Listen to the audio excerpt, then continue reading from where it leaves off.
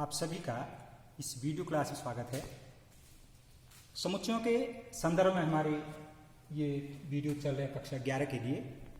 इसमें समुच्चयों के बारे में, उनका प्रतीक दिखाने का तरीका, विभिन्न प्रकार के समुच्चय और अन्य चीज़ें भी आप इससे पहले पढ़ चुके हैं। अब हम इसी में आगे बढ़ रहे हैं। टॉपिक है हमारा समुच्चयों पर संक्रियाएं। इस टॉपिक पर हम आगे जा रहे हैं। बहुत इंपॉर्टेंट सेक्शन है इसका। जैसे हम ये जानते हैं कि संख्याओं पर भी संक्रियाएं, इससे आप अच्छी तरह परिचित हैं। हम ये जानते हैं अगर हमको संख्याएं दी हो तो उस पर हम 4 प्रकार की संख्याएं, योग, अंतर, गुणा और भाग, ये गणितीय संक्रियाएं हैं जिन्हें हम 2 संख्याओं पर निरूपित करते हैं और इसके लिए कम से कम 2 संख्याओं का होना आवश्यक होता है। और जब भी हम इन ऑपरेशंस को करते हैं तो हमें एक नई संख्या मिलती है। ठीक इसी प्रकार से समुच्चयों पर भी संक्रियाएं होती हैं। हम जब 2 समुच्चयों पर इन संक्रियाओं को करेंगे तो हमें एक नया समुच्चय प्राप्त होता है। तो ये संक्रियाएं क्या हैं, ये हम आज सीखेंगे। तो इसमें सबसे पहले है समुच्चयों का संघ। नाम से स्पष्ट है, संघ माने यूनियन, यूनियन ऑफ सेट्स। इसकी परिभाषा में ऐसे देते हैं, तो समुच्चयों ए व बी का संघ या सम्मिलन, अंग्रेजी में यूनियन, उन अवयवों का समुच्चय होता है जिसमें दोनों समुच्चयों के अवयव सम्मिलित होते हैं।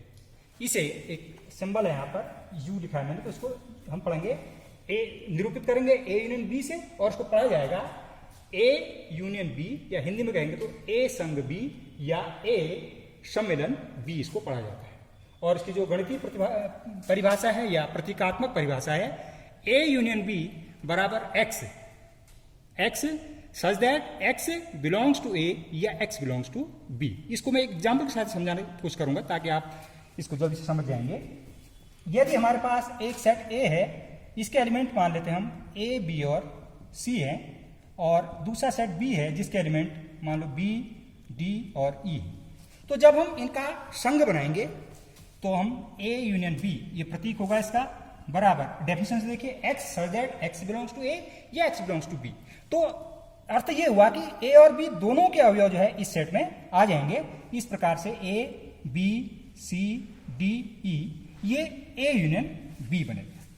इसको दैनिक जीवन में भी आप बहुत सारे ऐसे एग्जाम्पल ले सकते हैं अपने। जैसे कक्षा 11 में, आपकी कक्षा में जीव विज्ञान के छात्र हैं और शेष बच्चे गणित के छात्र हैं। अगर हम दोनों की यूनियन बनाएंगे तो क्या होगा, विज्ञान वर्ग की कक्षा 11 की कक्षा पूर्ण हो जाएगी। इसी प्रकार से हम क्या करें, किसी विद्यालय में सारी कक्षाओं की, ये हमने केवल 2 सेट के लिए लिखा है, ये इसको हम जो है आप विस्तृत भी कर सकते हैं। आप इसको अगर 2 से अधिक सेट है तो तब भी सम्मेलन हम लगा सकते हैं। तो जैसे मैं कह रहा हूं, किसी विद्यालय में छात्रों का अगर हम पूरे छात्रों का संघ बनाना चाहें तो कक्षा 6 के बच्चे मानो ए से निरूपित करें, 7 वालों को बी से, 8 वालों को सी से, इस प्रकार से निरूपित करें। तो A union B union C करके सारे बच्चों को हम क्या करेंगे, पूरे के पूरे बच्चे जो है, विद्यालय के बच्चे जो है, उसका यूनियन सेट बन जाएगा। तो ये है 2 समुच्चयों का संघ। तो ध्यान ये रखना है कि इसमें इस शब्द का बड़ा इंपॉर्टेंट है, एक्स बिलोंग्स टू ए या एक्स बिलोंग्स टू बी, या तो एक्स में ए में होना चाहिए उसको या बी में। और ये भी संभव है कि वो दोनों में भी हो सकता है, जैसा कि यहां पर आप देख रहे हैं एग्जाम्पल में, एलिमेंट बी दोनों सेट में है। तो चूंकि रिपीट हम नहीं करते हैं किसी भी सेट में, इस प्रकार से ये इनकी यूनियन बन जाएगी। अब दूसरी संक्रिया है जिसको हम कहते हैं समुच्चयों का सर्वनिष्ठ, इंटरसेक्शन ऑफ सेट्स। तो परिभाषा इस प्रकार से है, 2 समुच्चयों ए व बी का सर्वनिष्ठ वह समुच्चय है जिसमें वे अवयव शामिल होते हैं जो ए व बी दोनों में सम्मिलित हों। अब देखिए आप अंतर आ गया है, यहां है ए व बी दोनों में, और यहां क्या था, ऊपर हमने लिखा था या तो ए में हो या बी में हो। तो जो इंटरसेक्शन है उसका सिंबल इस प्रकार से उल्टा करके हम लिखते हैं इसको, ए नीचे को उलट दिया यू को, तो ए इंटरसेक्शन बी, इसको पढ़ेंगे हिंदी में कहें तो ए सर्वनिष्ठ बी। सर्वनिष्ठ का मतलब उभयनिष्ठ होता है।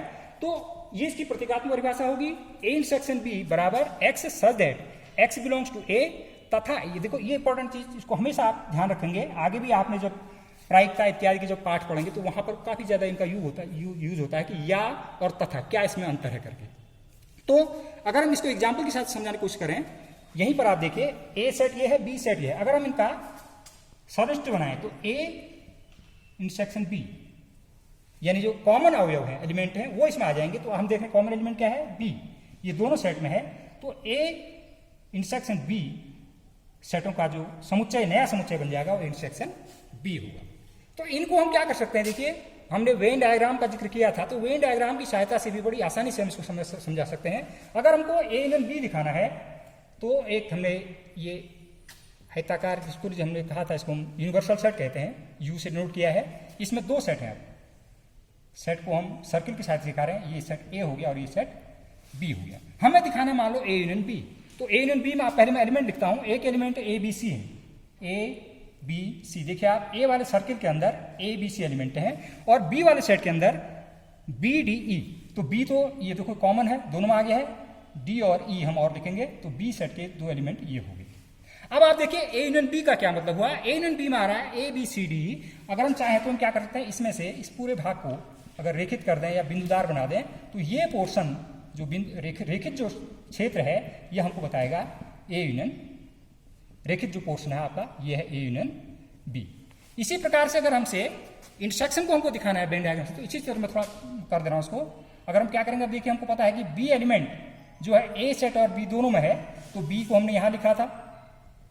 तो अब जो ए इंटरसेक्शन बी होगा, ये जो व्हाइट पोर्शन आपको दिख रहा है ये वाला, जिसको मैं पिन जिसके ऊपर लगा रहा हूं, घुमा रहा हूं, ये जो पोर्शन है ये हमारा ए इंटरसेक्शन बी होगा।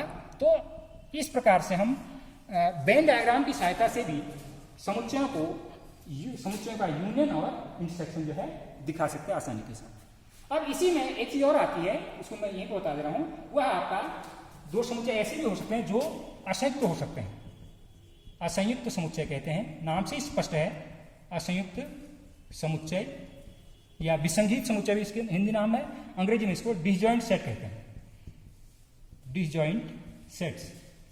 तो बिल्कुल स्पष्ट है, नाम से ही परिभाषा क्लियर हो जा रही है कि डिसजॉइंट माने जिनमें आपस में कोई जॉइंट नहीं है, कोई आपस में कोई रिलेशन नहीं है।